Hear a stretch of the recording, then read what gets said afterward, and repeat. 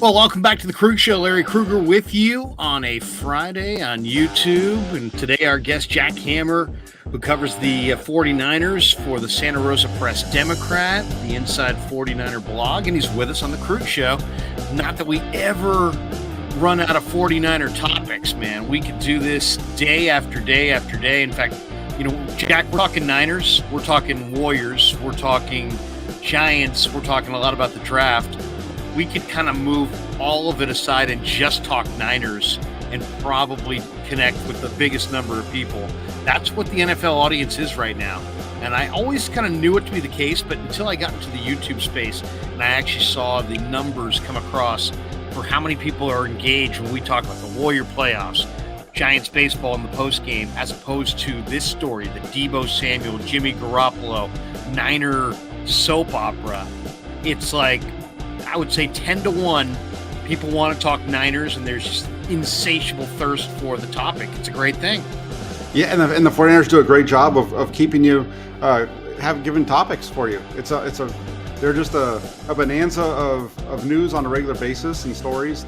From Jimmy Garoppolo to Deebo Samuel, Trey Lance was the big story all throughout the last season. So they do a great job of keeping themselves in the news. That's for sure. Yep, no question. Give the band a rest there. Okay. Well, before we get rolling, we just talked a little bit about this before we got rolling, but let's just rehash it. Give us a little bit about, for people who are like, you know what? I've heard of Jack Hammer. I've seen him on Twitter. I've never actually seen him face to face, and they're watching you on YouTube for the first time. Tell them a little bit about yourself and your background. Yeah, I've been around the 49ers forever. I mean, I grew up in the Bay Area, so my first 49er game was in 1980. And I had season tickets from 85 until 02, I think it was, the last year that Jeff Garcia was a 49er. Played quarterback in high school, played a little bit of junior college ball, and did a little bit of coaching on the side, and just a lot of football stuff throughout my life. And that's why I love doing. I'm blessed to be able to do what I'm doing now, covering the team. Well, and I think this is my first time having you on, but I think you do a really good job. From afar, I've admired some of the things that you've put out on social media. It's intelligent banter. It's not shock jock. It seems well reasoned, well researched, and one of the things that you put out today was a little number on Deebo Samuel, that he has had 80 carries in the last 11 games this year. And why don't we start there? Because I think kind of that's where this controversy or potential problem for the 49ers kind of arose when they discovered Deebo's value as a running back, and they saw the impact that it had on their football team, and they started feeding him the ball.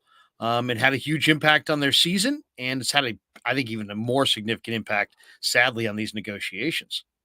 Yeah, and I think it was really born out of necessity. I think they always knew that they had that running ability with Deebo, but without having Raheem Mostert, they just did not have an explosive element in their run game. That's not a knock on Elijah Mitchell. He did a lot of good things, but he just wasn't that explosive player that you get out of like a Raheem Mostert type of back, and that's what you get with Deebo Samuel. And I think you look at what he did. The targets were. Had 81 targets in the first half of the season. Those got cut in half over the second half, and his carries went way through the roof. And you're right.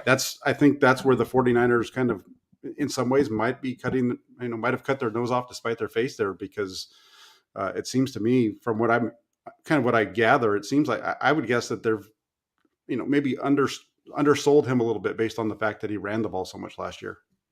Well, it's funny. He's a unique player, and because he's a unique player, they used him in a unique way. And the way the NFL is structured, where, wide receiver free agents make more than running back free agents, the 49ers are looking at him going, let's see, we just devalued our own guy, but we also kind of upped his value because we need him so much.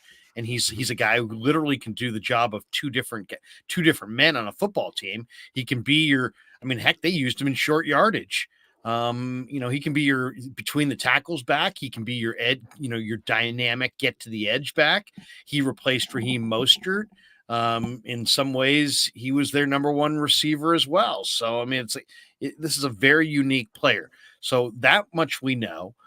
They utilized him, and I think he was cool with it, because I think that's what he's about at his core. He's about winning. Mhm. But now it's time to get paid. And Parag Marate is a very tough negotiator. And if you believe the reports, Deebo wants out. And now we're hearing it's any number of reasons. I've heard everything from he wants to be closer to home to he didn't like the way he was utilized to money. Ian Rappaport went nationwide today and said that we're going to know a lot more about this exactly where it's going by the middle of next week, a couple days prior to the draft, which makes sense. Mhm. Um, what do you think? I mean, I'll just throw you the ultimate question. I mean, is it smarter to pay Deebo Samuel, a tremendous player? Let's just say it is 65 million or more guaranteed. Or is it smarter to take some package of picks and players, keep your cap in order, and get down the road and replace him in the draft and move on? How do you see it? What's the smarter play?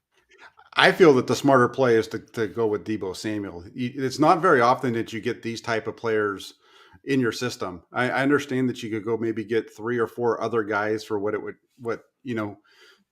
cost to keep Deebo Samuel, but what he does for your team is something special. And for me, I think he's the best wide receiver seen play for the 49ers since Jerry Rice. I mean, the 40 as a receiver this year, he was Better on than pace. To, huh? I think To move so. move move aside To. I would move him. I'd move if you look at their first 3 years as 49ers, Deebo Samuel's above To in terms of yards, not in touchdowns, but in terms of yards, and that's with fewer targets as well.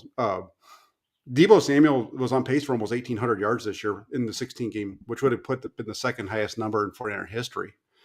He was having a career year, and then they had to move him around because they didn't have that running, game. They wanted to put the ball in his hands a little bit more often, and you saw that happen, and it worked out for the best. But uh, Deebo Samuel is one of those players that you need to keep if you can.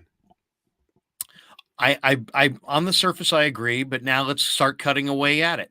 Let's just say that he had never thought about his mortality as a football player until these negotiations.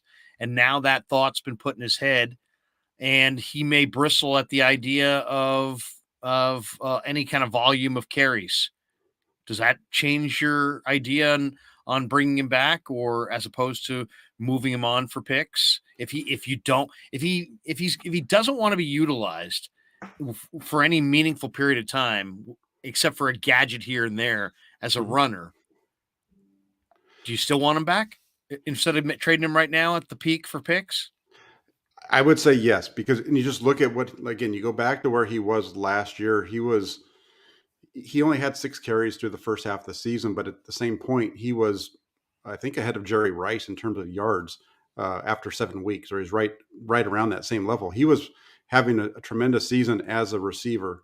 I think if you put him in a position where he gets, maybe 25 carries over the course of a season, and the rest is as a wide receiver, I think that's what you're really getting the best out of Deebo Samuel at that point. And so if I'm the 49ers, I think that's why you see them looking at some of these running backs that are maybe a little bit higher rated players than you would have thought of, because they need to upgrade that running back room just a little bit, I think. We'll get into that because I do think you're right. I think maybe a dynamic running back may be very close, if not at the top of the list of what they were looking for in the draft starting next Thursday night. Um, so Debo, he's a unique player. We know he's incredibly popular. We know Shanahan loves him, but Mhm. what do you think is the reason he wants out? I mean, we've been told that that it's not necessarily just all about money, or it may not be all about the usage. Um, what's your best guess as to why he wants out? Of what we've heard that the initial offer was 19 million, which I think is a slap in the face for Deebo Samuel, quite frankly, for a player of his caliber. If that's the number they're at, I can see money being a big problem. I think he's going to want somewhere around, like you said, probably 60 to 70 million guaranteed up front, right? Based off of, right now the high I think is 52. I think 52 and a half, which was for Tyreek Hill. I think he's going to want more than that. And I think the 49ers can do that, and they can front load a little bit of his deal. And actually, if they can move off of Jimmy Garoppolo, they can front load a deal here for for Deebo Samuel that would allow them to never have a cap hit over $30 million, which would really works out well. And then you also have, you have Deebo Samuel. The 49ers, a lot of 49er fans are upset about them not going all in free agency. I think re-signing Deebo Samuel is that all-in move. It's interesting. Vegas has listed the odds for Debo's next team, and they agree with you, or at least they think it's likely that he's back with the Niners. The Niners are minus 205 favorites to be Debo's team next year. The Jets are the second choice at plus 450. The Eagles are the third choice at plus 1,000. Pats and Bears are plus 1,600. Ravens are plus 1,800. Who do you blame? I mean, is it before we get to where might be a fit if they are going to move them? Because you think this is repairable? And ultimately, is there anybody to blame in this situation, or is it truly situational? That it was a situation that was kind of unprecedented and it kind of appeared midstream for the 49ers and they were ill prepared? Or do you look at this as no, Parag Marate is taking this situation and taking the wrong tact in negotiations, and he's created this discontent between a player that's enormously popular in and out of the facility? I think a lot of it goes on the 49ers because there's been multiple different reports, right? The one report is that they've only offered him $19 million, which goes back to Parag Marate for sure. And then the other report that we have is that they haven't even put a number in front of him at this point because they want to make sure they don't give him a number that's too low. So depending on regardless of which way you want to look at this, I think that it's on the 49ers to give him an offer and to put something in front of him that, guarantees that he's a 49er for the next 3 to 4 years. Is it possible that Deebo is a young player who's, seeing the NFL business side of things for the first time and is maybe overreacting to it and may get, maybe reins that in at some point and says, you know what, it's a negotiation. Don't personalize it. It's not personal, it's business. And, it comes back to the 49ers? Or do you think his feelings are hurt to the point where this is, broken beyond repair and they're going to do what they don't want to do, which is, attempt to actually consummate a trade that would send him packing? Well, I think the whole Debo situation it's a tough one because he also has DK Metcalf and AJ Brown. They all have that same agent, and so I think in some ways it's almost like they're all working together to make sure they get the most money, and nobody wants to be the low guy on the totem pole or kind of ruin it for the rest of that group. And so I think they're trying more than anything. I think they're just trying to keep that value up high in that top 5 range. And right now at this point, the 49ers couldn't get a deal done with Deebo Samuel anyway because of the quarterback that it wasn't even supposed to be on the roster, still there, and so they don't even have the cap space to really give them that deal right now. Is it important for the 49ers in your mind, Jack, to have this put to bed, finalized, decisions made before Thursday night of next week, before the draft? Or is it okay, do you think, for them to just allow this to kind of linger through the draft and potentially be forced to trade Deebo for 2023 draft picks and operate this year, somewhat, at a loss because of it?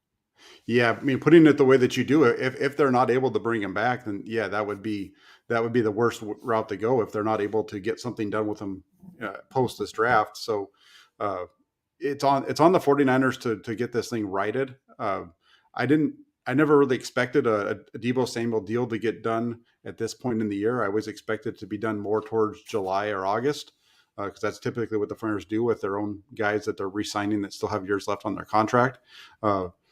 And that's right now with everything situated until Jimmy Garoppolo moves, they're not going to actually be able to get a deal done with Deebo Samuel. So that's the bind they've put themselves in.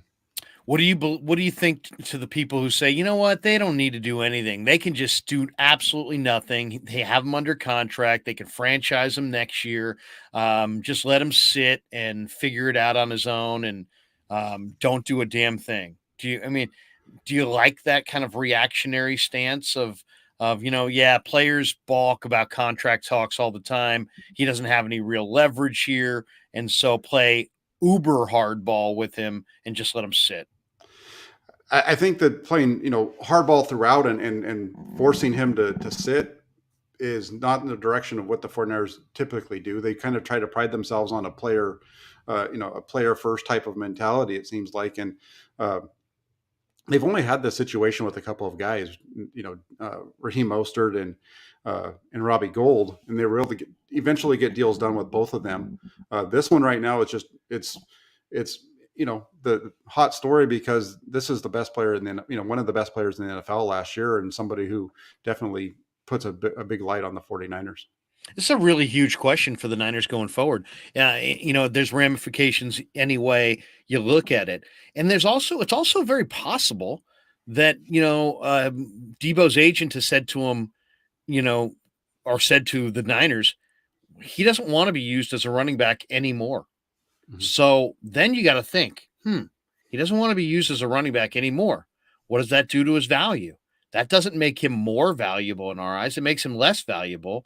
And now you've got a combination of a player who almost by definition is going to be less valuable, who's had injuries in the past, and he's coming off of a career year. I don't know. I mean, and the wide receiver market, courtesy of Trent Baalke giving Christian Kirk an ungodly sum of money, has exploded to the point where $70 million guaranteed, $30 million more than the Niners have ever given in a contract, is now kind of considered to be the neighborhood for free agent elite wide receivers. Do you see the problems? Do you see the difficulty of the situation here? I mean, you may retain this player and pay him a boatload of cash, and he may not have the value next year that he even had this year if he doesn't want to be used as a runner. It's a really tough situation. I do go back to where I feel like if he just played wide receiver for the 49ers and he was limited to maybe 2 carries a game on the gadget type of stuff or what have you, I think they would still be able to get a really good value out of him. I think he'd be one of the top 3 to 4 or 5 wide receivers in the game, just being a wide receiver. His value just jumps up even more when you use him out of the backfield like they can, because there's no another receiver of his level that's able to do that in the NFL.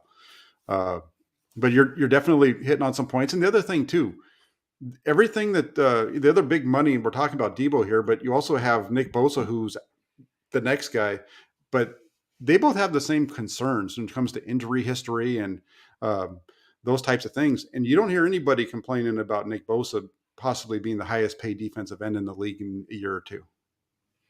We also, don't hear Nick Bosa, saying, making any aggressive maneuvers that suggest that he wants out. No, absolutely. So it makes you wonder how those negotiations are going as well. All right. So if if at some point this comes to a head, believe it or not, even though this Jimmy thing has lingered forever, that's not typically the way business is done in the NFL. Eventually, they're going to have to make a decision.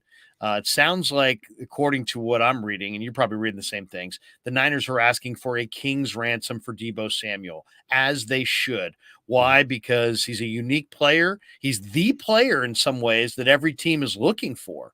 And the idea that the player that every team is looking for is suddenly available in a trade is a unique situation that almost never happens in the NFL.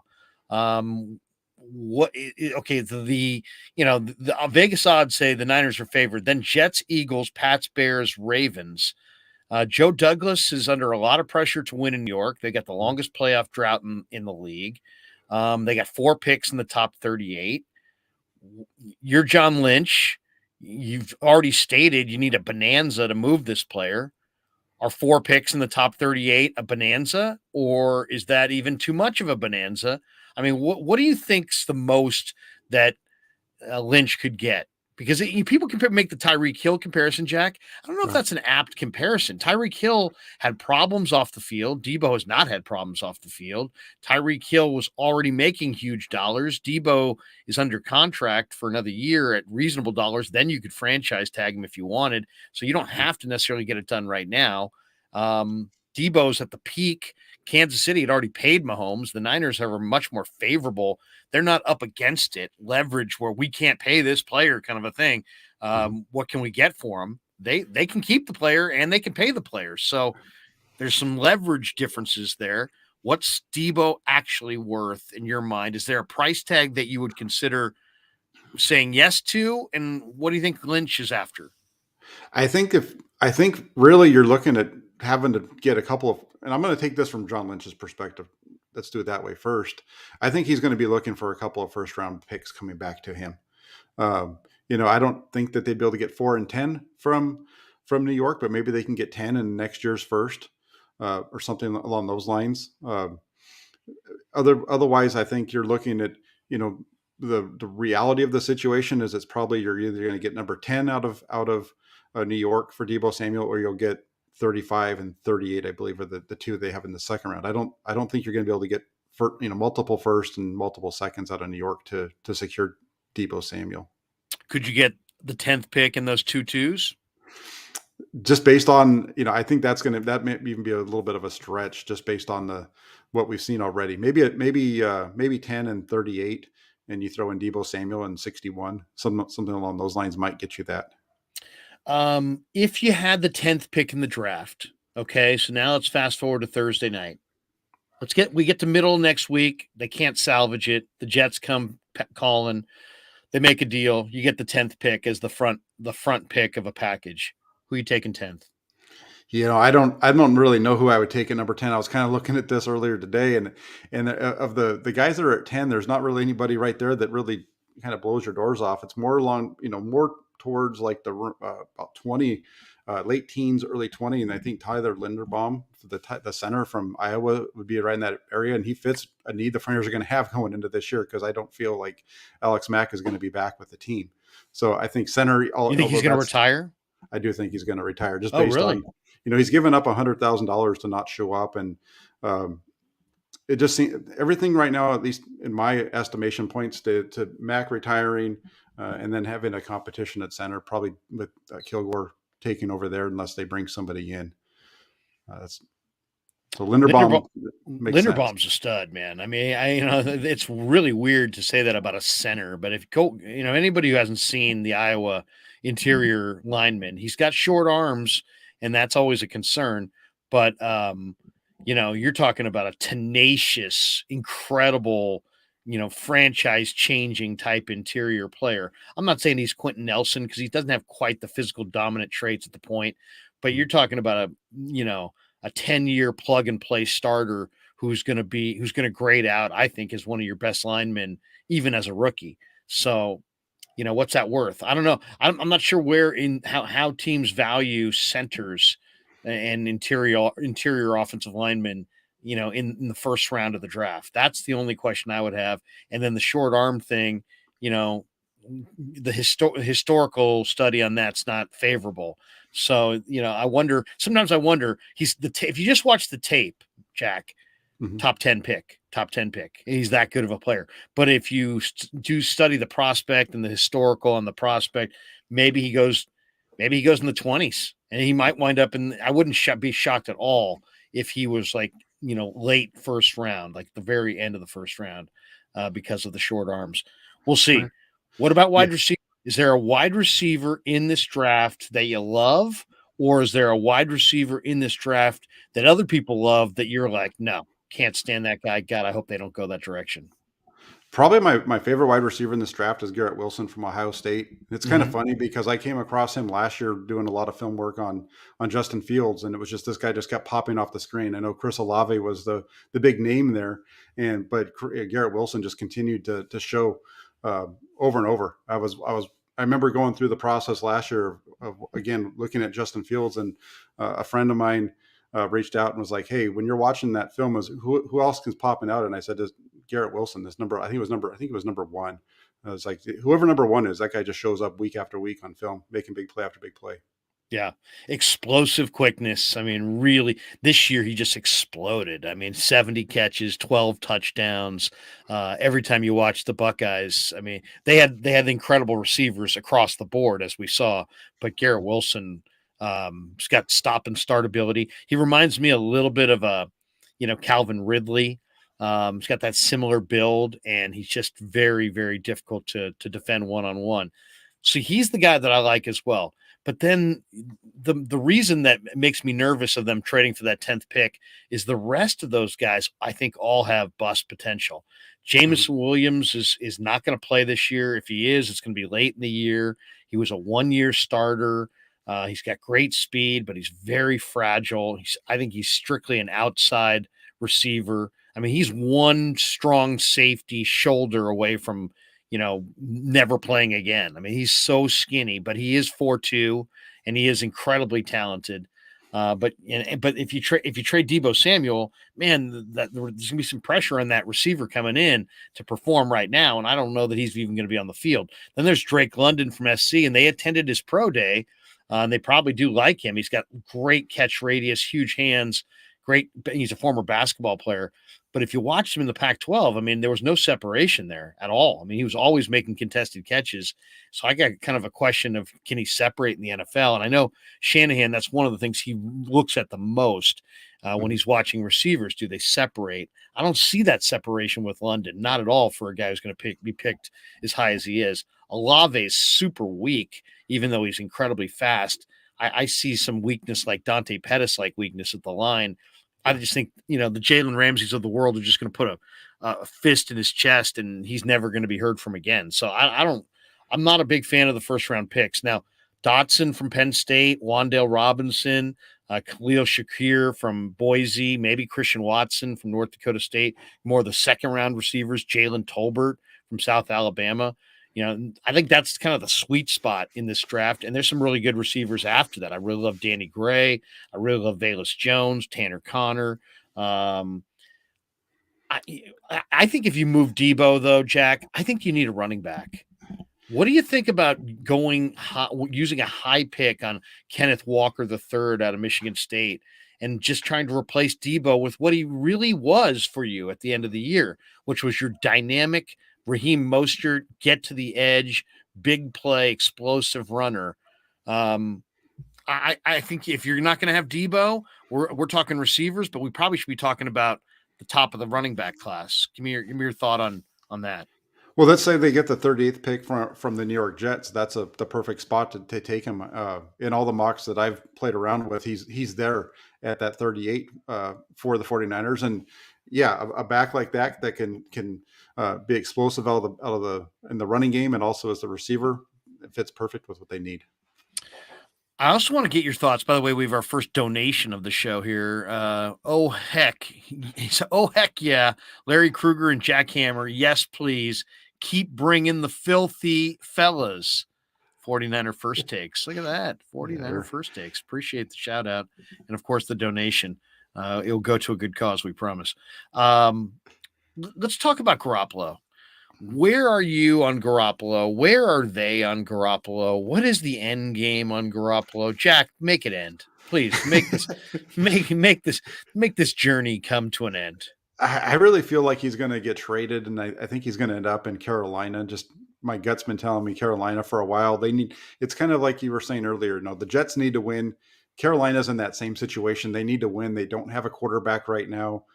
They have that 6th pick. If they don't go quarterback at 6, I think that you'll see a trade for Garoppolo after round 1, and maybe send him out to Carolina, and that'd be a nice deal for the 49ers because he's not going to be back. I don't see him showing up. ESPN.com had an interesting Garoppolo trade. I'm going to throw it your way. Tell me what you think of this one. This would send Garoppolo and the 61st pick the Niners have, so they're late 2, and the Niners' 4th round pick, which is pick number 134, to the Steelers. The Steelers, in turn, would send their 1st round pick, the 20th pick overall in the draft, and their 3rd round pick, 84th overall, to the 49ers. The Niners, as part of this trade, would pay some of Jimmy's contract to help Pittsburgh, who's kind of rubbed up against the cap, or at least to the point where they can't take Jimmy's huge contract. I always felt like Pittsburgh was a good fit for Jimmy, and if you really want to do right by Jimmy, to me, that's doing right by Jimmy. Send him to the other conference, send him to one of the model organizations in the sport, send him to a great football town like Pittsburgh. He's done great things for you. Don't banish him to some Siberia in the NFL. Send him to somewhere where he can, potentially make a difference. I like that idea. What do you think of that proposed trade? That's the first I've heard. I didn't. I kind of saw a little bit about it, but I didn't really dig into it on Twitter. But that'd be a great trade for both sides. I think Pittsburgh would.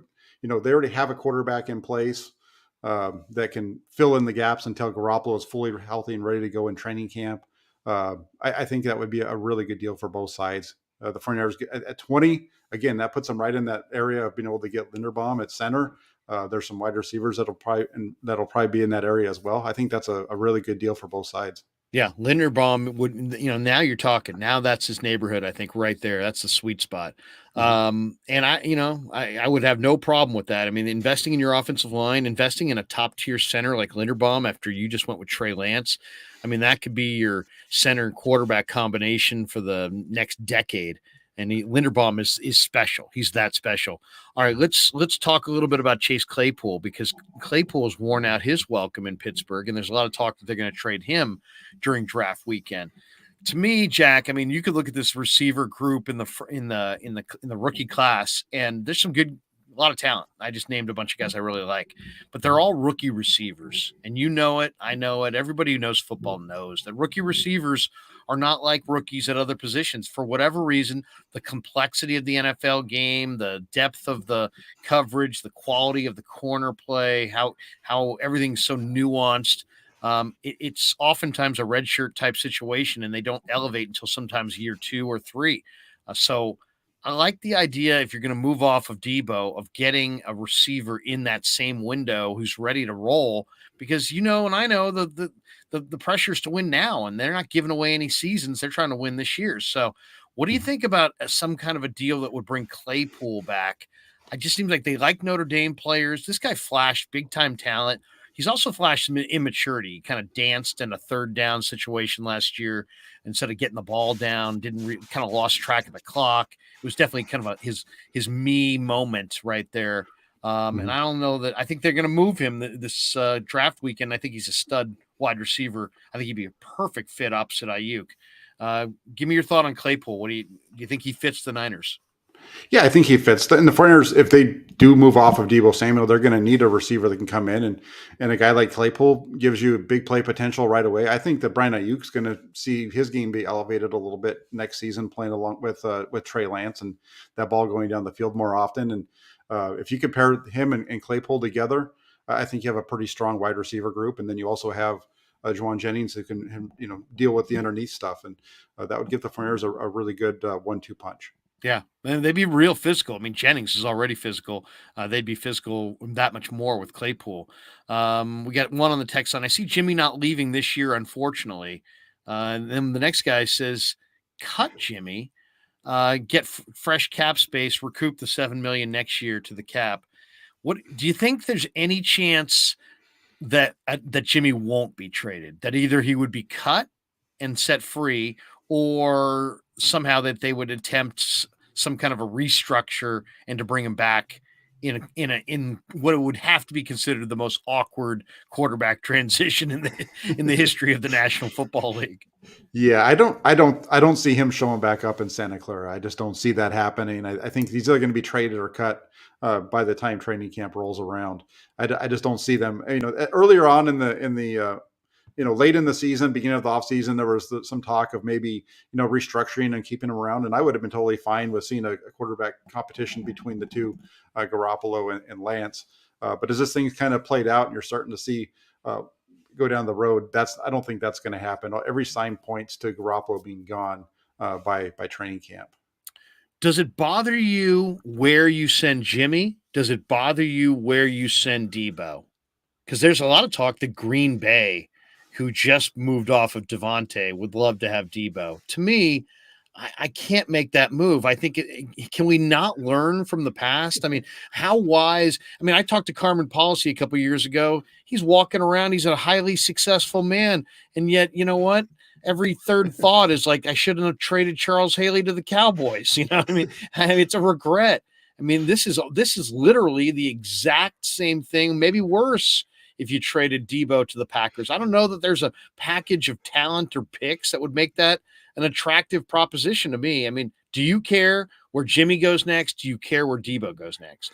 I don't care as much where Jimmy Garoppolo goes next, but when you say Deebo Samuel going to Green Bay, that's exactly the first thought that I had in mind was the Charles Haley trade. Yeah, you just That one. can't do that. No, you just can't. That's the worst trade the Flyers have ever made, I think. I mean, they didn't get anything back for a Hall of Fame level player, and he just killed them the next 3 years, too. I mean, what the hell? What were they, Carmen? If you're out there, what were you thinking? Yeah, no. When I saw Green Bay on the list, I'm like, you got to be kidding. I mean, seriously. I mean, I cannot picture what a good Deebo trade to Green Bay would look like. I mean, I'd have to have. I need Jair Alexander. I need Darnell Savage. I need multiple number ones. I need multiple number twos. I mean, it has to be painful to them. They have to. Their fan base has to go, oh yeah, oh, you know. I mean, you cannot make a trade that sends Deebo there for a couple of picks. It can't happen. No, it can't. Unless Aaron Rodgers is coming back to San Francisco, then you might do it because you're okay with that, right? Oh my But god! Oh, you can as many people in who are into anti Rogers and his vax stance at this point, and you're trading their favorite Deebo Samuel. I don't think that I would. I bet you there's a very small percentage of Niner fans that want Aaron Rodgers back. They'd rather ride with Trey Lance. I think at this point, if you polled them, I bet you Trey Lance would beat Aaron Rodgers. Don't you think? uh, until they start winning, right? Yeah, exactly. Until At they least start until the winning. games start. Yeah, That's right. exactly. Mhm. Let's talk about the draft. What do you see? Let's just say now we've been assuming Debo's gone. And Jimmy's gone. Let's just assume that Debo's still on the roster and that Jimmy is going to be moved off. Because that looks like if I was betting, I'd probably bet on that, right? I'd probably bet on Jimmy being traded, Debo sticking around, them paying him some deal and trying to kiss and make up. I don't know that that's the smart move because I don't know that he's ever going to be super eager to run. Mhm. And if he's not super eager to run, I don't know that I'm super eager to give him a ton of money because that's what he's best at. But let's just say for the sake of this conversation, Debo's back, Jimmy's gone, it's draft night, you're rolling in, John Lynch sees you in the hallway, says, Jack Hammer, I like what you tweet. Come on into the war room. And then he says, guys, this is Jack Hammer, everybody. And everybody's like, who the hell's that? And then Right. they say, you know what? Jack is going to determine our needs tonight. Jack, what are our top 3 needs? Well, I think their top 3 needs are. I think they need to get a safety. They need some help at safety. They need to Which look at safety? Strong uh, safety, a box safety, or a free safety covers the field? kind of. I think a guy like Jaquan Brisker would be the kind of guy, right? That you're from a safety perspective that they need. The deep as much as we're talking about Deebo Samuel, Jimmy Garoppolo, and all that kind of stuff, the other thing that we're not hearing is anything on the Jimmy Ward extension. So is Jimmy Ward somebody that they view as a long-term 49er beyond this season? Because that's right there. You can go to Jimmy Ward and add a couple of years to his contract, give him new money, and you're going to lower his cap hit for this season and give yourself some room. We haven't heard anything on that. So I really think you're going to see probably safety based on who they've brought in. Safety would be my guess as one of their top needs. Safety, nickel corner, and center. I think those are the top 3. You might even go to tackle too, or guard, depending on Mike McGlinchey if they are bought into McGlinchey beyond 2022. Where does where does the D line come in? Because you know what, all these needs always, Mm-hmm. it's the Niners have had a number of different needs on an annual basis, and then they meet, and they sit down, and they talk, and they hem and they haw, and draft comes, and they pick a defensive tackle. They always seem like they go defensive tackle, and I love Devontae Wyatt.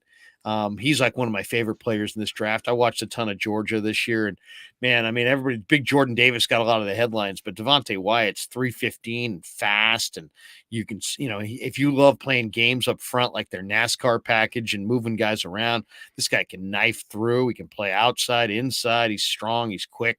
I'm a big Devontae Wyatt fan, and I'd love to see them grab him if they got a pick late teens, early 20s. But where is the D line? You lose DJ Jones. You lost Contavious Street. You don't have a starter opposite Bosa, or do you? You're paying Ebukam a boatload of cash this year. That doesn't look all that attractive. D Ford's on the roster, but we know that his career is over. So where are you with the D line? They fortified it a little bit with Hassan Ridgeway. They brought back who they bring back? The guy they had the year before who was with Coach Sherrick in Detroit. Kerry Hyder. Kerry Hyder. Yep. Kerry Hyder, who's a useful player, didn't play as well last year as he did the year prior with the Niners. Where are you on the D line? Because they always seem like they go D line. I think their D line is pretty well set. I mean, I see Nick Bosa. A lot of guys in that room. Yeah, there's a lot of guys in that room. There's a lot of guys that are also on 1-year deals. It'll be interesting to see how it plays out because right now they have 11 solid NFL level players, and they usually keep 10. I could see a situation where maybe Kimoko Toure, the guy that they just picked up from Indianapolis, might even bump Samson Ebukam off the roster. They kind of are similar players, and Toure might have the whole issue with Toure is the injury thing. But taking a step back, the question that you asked is, I think they're pretty solid with Nick Bosa, Eric Armstead. Those are two long-term guys that they see with their organization for a long time. Javon Kinlaw, I think they have a lot of belief in him as well. We'll see what happens. They feel like they finally figured out his knee thing, and he's been working out with the same trainers that got Nick Bosa right after his knee surgey. So who's the fourth starter on that defensive front? You got Bosa, you got Armstead, you got Kinlaw. Who's the end opposite Bosa, or is that a draft day priority? That could be a draft day priority. Otherwise, it would be. I would probably say going to be a battle between Ebukam and Toure for that other spot. Ebukam did well over the second half of the year. It took him a little while to get used to being just a defensive end after playing linebacker and end with the Rams. It just, but over the second half of the season, you saw him start to come on, and he was getting pressure on a more regular basis. Is there an edge piece in this draft that you really like? And they come of all shapes and sizes. That's the other thing. The Niners run a wide 9. I love the kid from Ole Miss, Sam Williams. He runs great. Production was incredible. Just an absolute monster. He's got a very forgettable name, Sam Williams, but he's got a very unforgettable game. And I also love Boye Mafe from Minnesota, who runs in the 4.5s and is electric, and he needs to be coached up. But in this wide 9, where it's all about get up the field and burn the edges and play the run on your way to the quarterback, Mafe might be exactly what they're looking for, because he's like a Leonard Floyd. I mean, he just comes shot out of a cannon.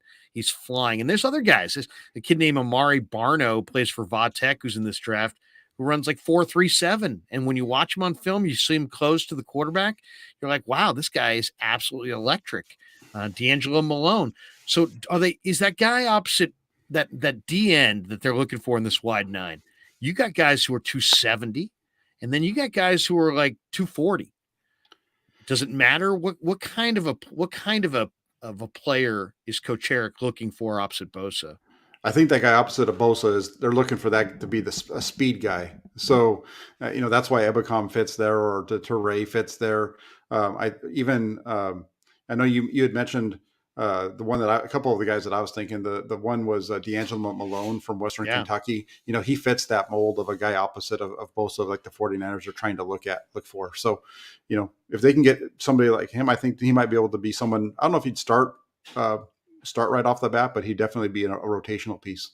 Where's corner in the whole priority mix to you? Because they did sign Charvarius Ward. You could put Mosley at the slot. That's not a bad triumvirate right there. If Ambry Thomas plays next year the way, or continues to improve off of what we saw at the end of the year, and you got Ward on the other side and Mosley inside, I like the durability more than what we saw from K1. K1 has signed somewhere else. Did he go to the Jets? He went to Denver. Denver. Okay, so K1 signed. So he's gone. Tart, I guess, could potentially come back. He's still out there, but it seems like they're going to hold. It seems like it's maybe just time for a fresh start for Tart, but I wouldn't have any problem if they brought Tart back. But where are you as far as corner? Where does corner sit in their needs? Because they do have some bodies there. I don't know if they have a true number 1. Are they looking for a true number 1 corner? I think they're pretty good with Travarius Ward and Emmanuel Mosley and Ambry Thomas. I think that's a really good triumvirate for that outside corner spot. I think where they need somebody more is somebody that can play on the inside. So that's where the cornerback out of Houston is Marcus Jones. Marcus Jones. A lot of people around the 49ers or 49er fans are really pinpointing a player of his type to be that slot guy that they can move forward with. It'll be the name to kind of watch there. I know you mentioned Mosley sliding into the slot, but I think they also took Deommodore Lenoir last year as somebody who they want to see play in the slot. As maybe that's his long-term spot.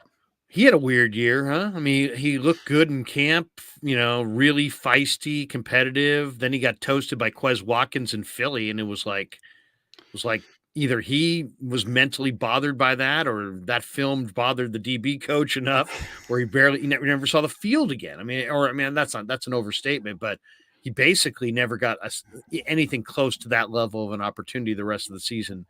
Maybe in practice he did, but not in the games. Yeah, well, between that and then the end of the Green Bay game, that was just like he was out there just covering grass. Those last couple of plays right at the end of that game, and when Green Bay got the ball back at the end of the game there, I think both those things kind of told them they need to find somebody else for now. But yeah, it's funny because going back to the training camp, him and Ambry Thomas. Lenoir and Thomas were really good during the one-on-one drills. They struggled more when they were playing zone schemes than anything else. So I was a little surprised with how much they struggled throughout the year. We're talking to Niner football with Jack Hammer on the Krueg show today. AJ's donating. He says, good day, gents. Do you expect the 49ers to trade both Jimmy and Deebo on or either by draft weekend? Well, we kind of covered this already, AJ, but we do expect Jimmy to get dealt. I kind of think Deebo is going to be dealt, but I'm not rooting for it. I think Jack doesn't think that thinks Deebo will be back.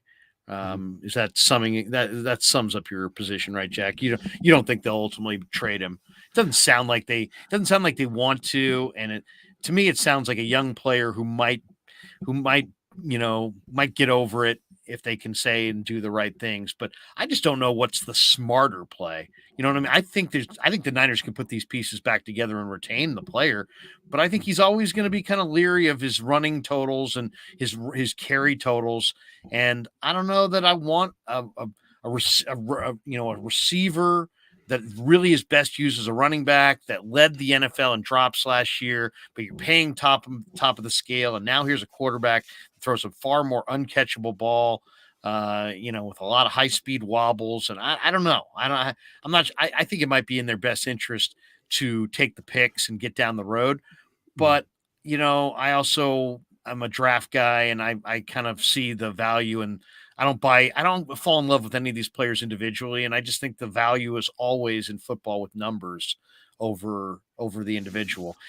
Realistically, before we move off of Deebo, how many years do you think Deebo could give the 49ers or anybody if they utilize him the exact same way as they did this year? How many years do you think he could play at that level before decline? Probably 3 or 4. Max, somewhere in that ballpark. That's part of why I don't have a problem with the 49ers giving him big money. I'd rather see the 49ers pay him now than if they were trying to pay him on his third deal, because at that point I think it would be towards the end of the road with him. But I think right now it's a good time to give him the money, because I think over the next 3 to 4 years you're going to see the best out of Deebo Samuel. Let's talk linebacker for a second. I think that has been the best position on the team in some ways in the last few years. The talent level is great. Their ability to identify talent in and after the draft is incredible. Greenlaw, I thought at the end of the year, was playing like an all-pro caliber backer. And I thought you could have said the same about Al-Shaair earlier in the year before he got hurt. So you got some guys. I mean, you got Al-Shaair, you got Warner, you got Greenlaw. So much talent there that people are actually talking about trading Greenlaw. And I've seen an awful lot of speculation that he's going to get dealt during draft weekend. I really don't want to see that. I mean, he's fast, he's instinctive. I don't know. To me, this is the strength of their defense, and I think they ask a lot of their second level players. I mean, they essentially go 5-man surface a lot. And you're looking at 2 stack backers covering that whole second level. So those guys need to be fast and they need to have instincts. And lucky for the Niners, they have had guys like that. but I think it doesn't. I don't think people realize how much pressure Sala and now D'Amico are putting on that second level player to cover a huge amount of grass. Yeah, especially with the wide nine, because of the way how easy it is for those linemen to get upfield on them. It makes their job a little bit tougher in the run game. And the only right reason I could see Greenlaw maybe be moved is because they also have Orton Burks that they picked up in free agency from Green Bay. So they have 5 really good linebackers on this team, and it'll be interesting to see if they decide to carry all 5 or if they move off. But you have Dre Greenlaw; he's one of your cheaper guys right now. So go ahead and just. For me, I wouldn't want to see him moved either because I think the value of those 5 for your team this year outweighs, a 5th or 6th round pick.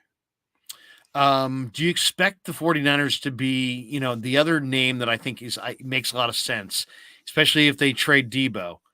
Julio Jones is out there. And Julio Jones is at this point just a name because I had him on my fantasy team last year. I think I cut him. I think I cut him at the end of the year because he just never got the hammy right. He just never played. And when he did play, it was a recurring thing. I know Kyle, has had him before and loves him, and the price tag's probably right because of the hamstring injuries. But what do you think? If they did move off of Deebo, could you see, Julio is still the kind of name that would appease the casual fan. They're keenly aware of that. He is. Do you go draft into the draft for a receiver and sign to Julio and try to sell it to your constituents that, hey, you know what? Yeah, we were forced to trade Deebo and it hasn't been a great offseason, but man, we got this rookie and we got Julio Jones and I could see Julio being a way to kind of win people back over. I'm not sure that what he's got left. What do you think? At this point, I see Julio Jones kind of like Randy Moss with the 49ers in 2012, a guy that's towards the end of the road, but can still give you something. And especially as that like a 3rd or 4th guy who's only expecting to get maybe 30 catches a season or something like that. He could come in and give you just another dimension. And he's a pro that's been around for a while. And he's been on really good teams. He's played with Kyle, so he knows what the offense is like. It's not like he's going to have to learn the system. He knows the system. And I think he'd be a really good fit if you can get him on the cheap.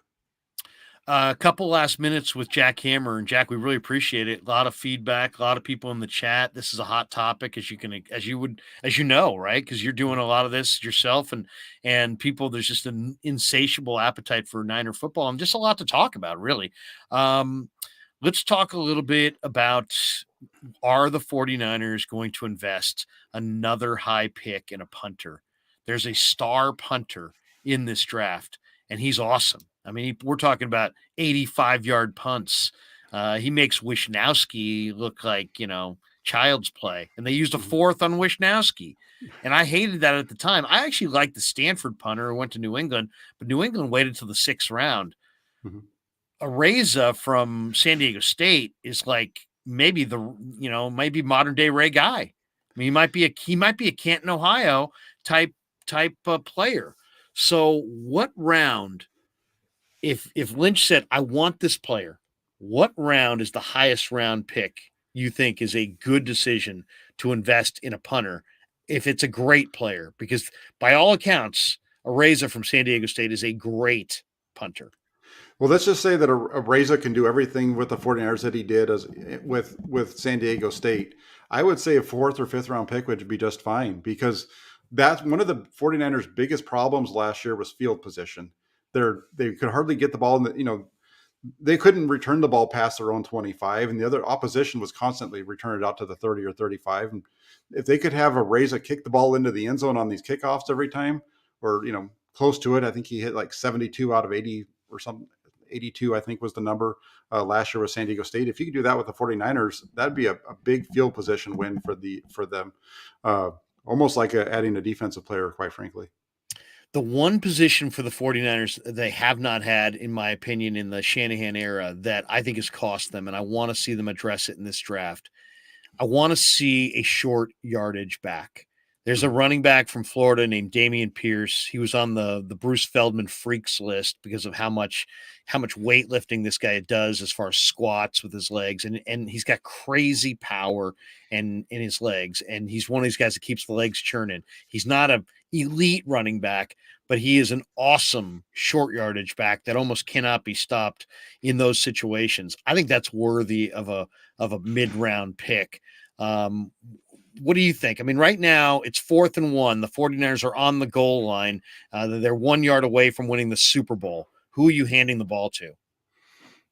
I would like to give the ball to Elijah Mitchell and think that he's going to be able to pick it up. But if you're asking me who I'm going to give it to from a draft pick standpoint, I think a guy like Jerome Ford from Cincinnati would be a really good pickup. And then the other one is Brian Robinson out of Alabama. That's another really good. And the Friars have shown interest in both of those players, and I think they would be a big upgrade over what they have with Jermichael Hasty, and they could battle quite right there with Trey Sermon as well.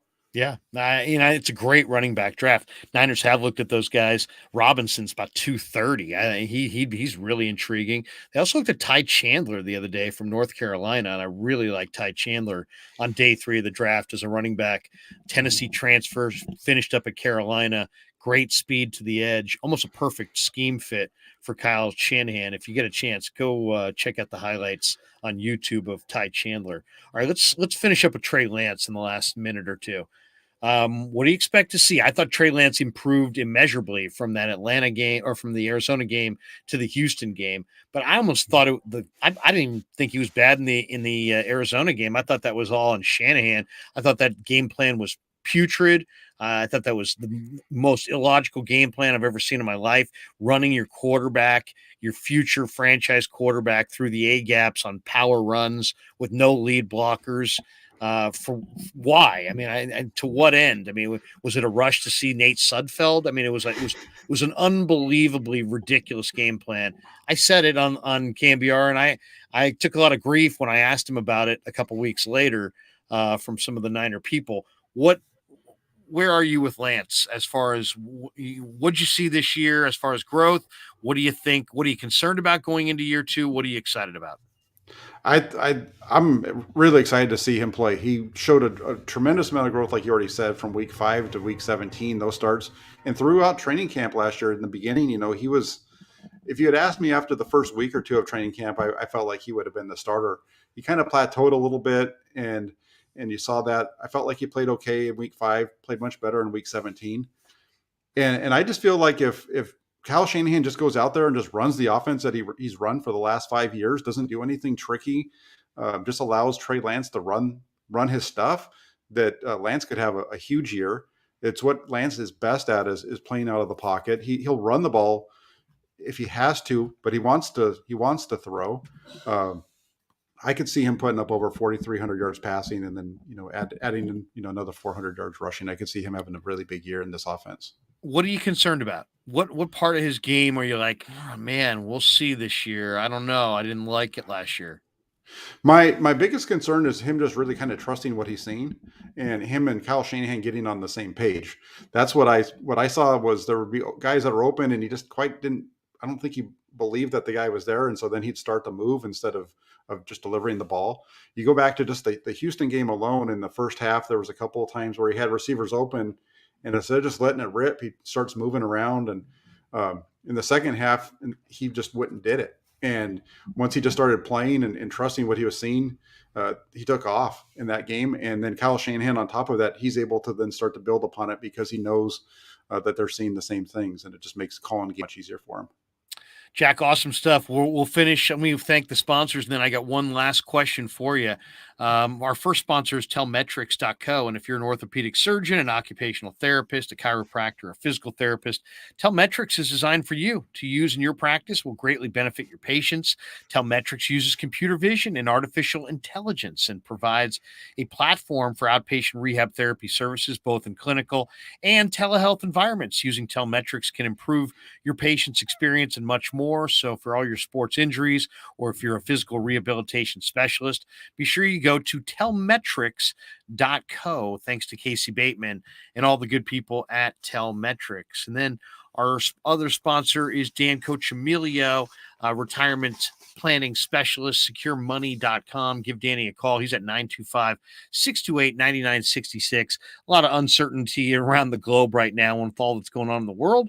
You want to make sure your money is secure. So Dan's got 25 years of experience in this field, born and raised in the Bay Area, Niner fan, Giant fan, Warrior fan, but more importantly, he can help you get an immediate 10% premium bonus on your principal retirement account. Give him a call today for an appointment. He'll sit down and talk to you about your situation and map out a great strategy to help you. 925-628-9966, securemoney.com on the web. Well, it's been a pleasure talking Niner football with Jack Hammer. And Jack, man, you're so good. I really would love it if you would come back and do a regular hit with us, because man, you're phenomenal, and I love the way you kind of think the game, and you're a real football guy, and I really appreciate that. Let's finish with this. Let's say we don't know about the status of Jimmy, and we don't know the status about Deebo, other than they're still on the roster. So let's just assume for this, they're still going to be there. You're still going to have Jimmy. You don't have extra picks. You're still going to have Deebo. You got a primary weapon there. You're at 61. You've done a bunch of the mocks.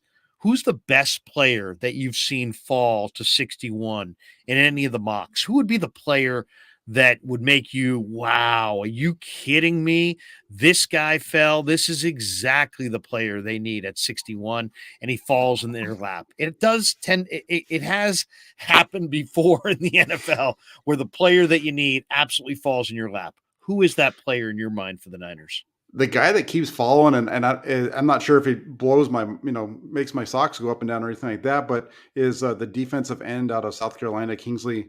I'm not sure how you say his last name. Enigbare. Yeah. I think he's the guy that keeps showing up there as a guy that's dropping, that's still there at 61. He's a little rough around the edges, but he'd be a guy that could develop long-term opposite of Nick Bosa down the road. Yeah, I'll say Kenneth Walker III from Michigan State. To me, he's a all-pro running back. I think he's going to be one of the best running backs in the NFL. He was great at Wake Forest. He transferred to Michigan State, totally different conference, totally different offense, was great for Michigan State.